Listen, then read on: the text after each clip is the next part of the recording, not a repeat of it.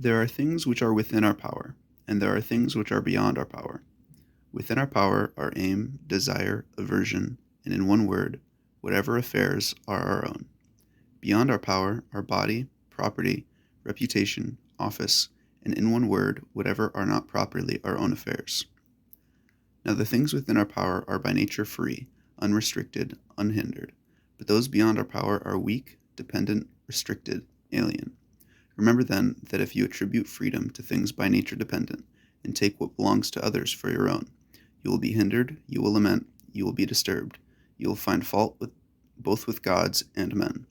But if you take for your own only that which is your own, and view what belongs to others just as it really is, then no one will ever compel you, no one will restrict you, you will find fault with no one, you will accuse no one, you will do nothing against your will, no one will hurt you, you will not have an enemy, nor will you suffer any harm.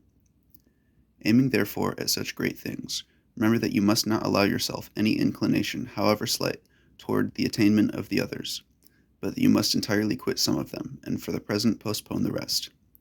But if you would have these, and possess power and wealth likewise, you may miss the latter in seeking the former, and you will certainly fail of that by which alone happiness and freedom are procured.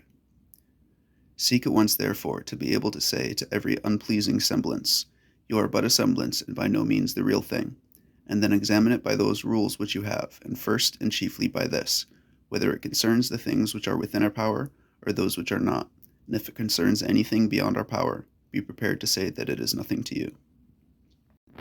So, in essence, what this is saying is the things in our power is our mind. We have the ability to decide what we think. We can make our judgments, our opinions, we can create goals, make our aims, and we can decide what we want and what we don't want. That's stuff we have control over.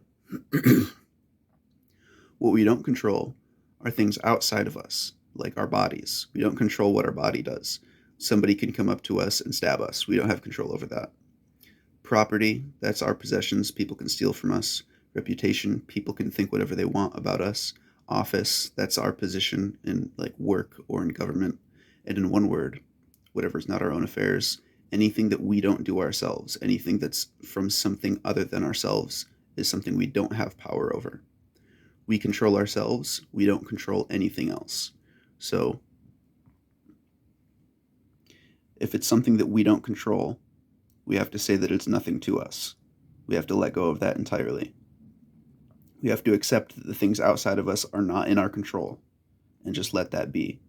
If we try and control things that we don't control, if we try and want things or be averse to things that we don't control, we're going to make ourselves suffer.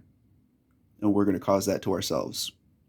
So that's the basic principle in the Stoicism, is that our own mental state is something we control. Things outside of us we don't control. Therefore, control your mental state and you're happy, you won't suffer.